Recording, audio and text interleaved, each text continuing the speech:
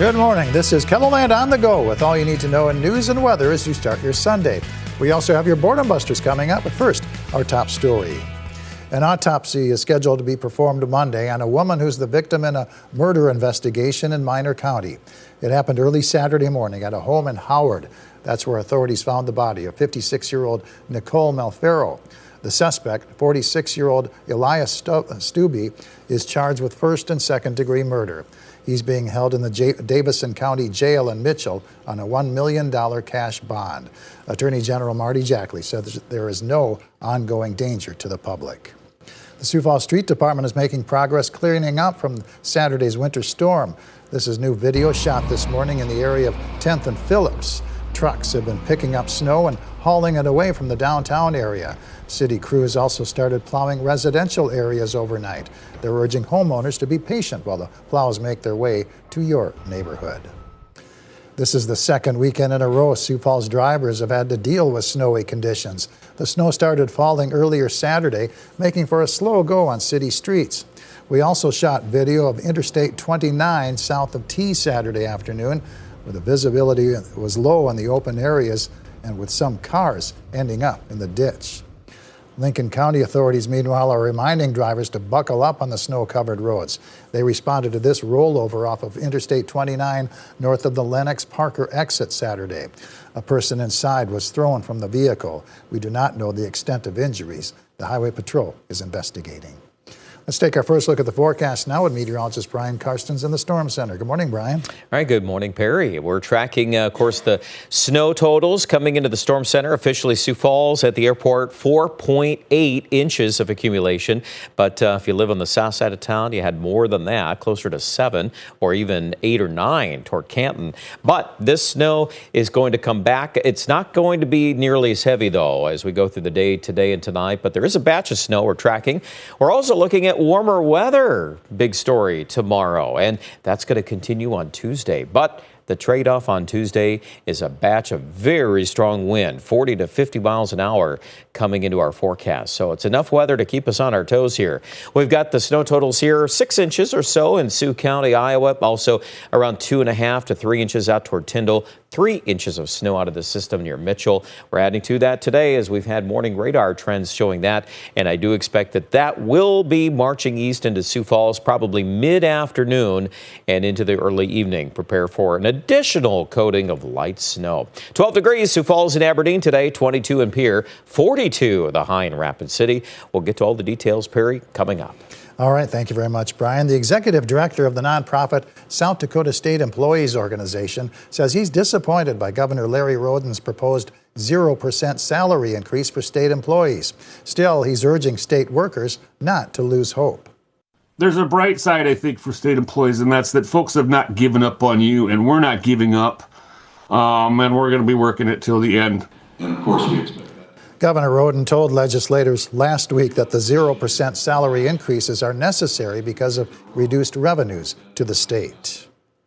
2 local nonprofits teamed up to make Christmas more affordable for families facing financial hardships over the holidays. Center of Hope and the Community Outreach hosted this Sharing Christmas event Saturday. Pre-approved families could shop for brand new toys at discounted prices. All of our toys are from donations. We don't make any money off the store, the Center of Hope, or us. Everything that we make in the store that the people are buying goes into funding all of the toys and the fundraisers for next year. More than 300 families were able to shop at the event. 2 local moms have brought to life a company dedicated to making bedtime for kids more cozy and fun. Rosario Del Rio and Rachel Krychuk, who both live in Sioux Falls, launched Pima Bee last February. They sell kids' pajamas made with Pima cotton from Peru. And on the pajamas are special designs. Take, for example, one set that's an ode to the Midwest with bison, cardinals, and pheasants. We wanted them to be relatable, and we wanted it to reflect what we have seen here that we love. In tonight's Eye on KELOLAND at 10, Lauren Solik will take a look at how Pima Bee came to be and what else helps it stand out. Hy-Vee shoppers in Sioux Falls can check out live reindeer plus meet Santa and Mrs. Claus. They'll be at the Hy-Vee on South Marion Road from 8 to 10 a.m. Then they'll visit the Hy-Vee on Sycamore Avenue from 2 to 4. Then it's on to the Hy-Vee on South Louise from 5 to 7 p.m. Get your pictures taken with Santa Claus at the Empire Mall. Santa's set is located in the center court. Walk-ups are welcome from noon to 6. The Sioux Valley Model Engineer Society is hosting an open house at their club building on the north side of the W.H. Lyon Fairgrounds. You can check out South Dakota's largest permanent model railroad display from 10 a.m. to 4 p.m. Admission is free. And enjoy pro football action on KELOLAND TV. CBS Sports coverage begins at 11 a.m. Central Time with the NFL Today. That's followed by the Pittsburgh Steelers at the Baltimore Ravens at noon. Brian? All right, watching your weather forecast as we head through this upcoming week. So some headlines. First of all, to get to today, we've got a little light snow, a warm front that's pressing on in. So you're seeing that on radar already. And on this Sunday, this is just going to continue to move eastward throughout the afternoon. So Sioux Falls will pick up that snow chance probably mid-afternoon. Again, there's the signature on radar. An inch or less is the majority of this. So it's not a lot of snow, but there definitely is some of it. And you'll pay attention when you're in the middle of some of these bands on radar. Notice your temperature in Pierre. We're getting up in the low 20s this afternoon.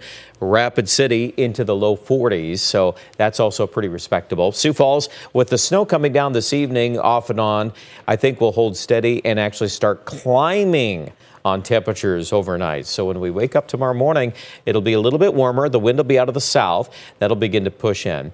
And look at the difference on temperatures. Rapid City. Here's the next challenge. How warm do we go? We'll probably hit some low 50s in Rapid tomorrow. We're thinking Pierre will jump a lot too here, likely at least in the upper 30s in the afternoon and then 40s. Look at that by late in the day.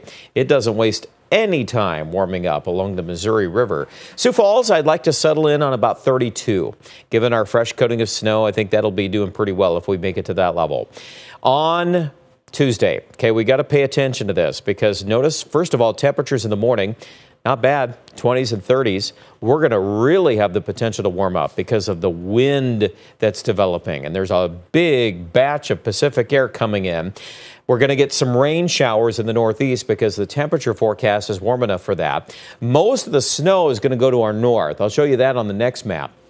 But just because the wind is high, I am a little bit concerned about what's going to be happening with blowing snow. Really, at this point, we're trying to figure out if we're going to have enough melting going on to put a crust over some of this and limit some of the blowing snow potential. But just keep in mind that this is a developing story yet to see how much wind we get. I think there's enough evidence of 50-mile-an-hour winds. So even if you start melting the first little bit of snow, some of us have a lot of snow on the ground.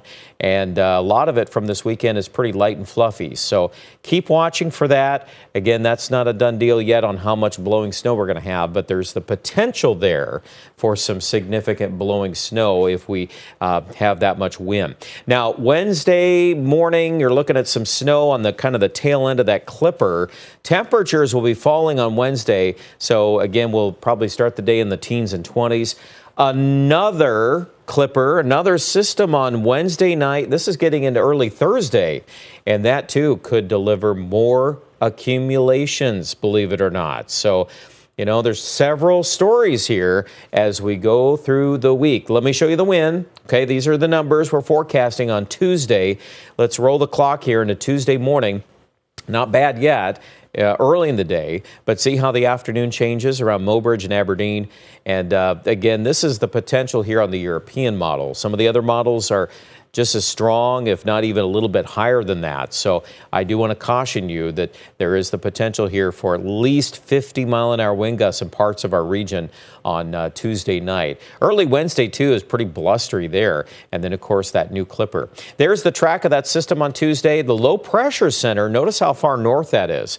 Way up here into northern North Dakota. So that's a much different track than the last one that rolled through on Saturday here.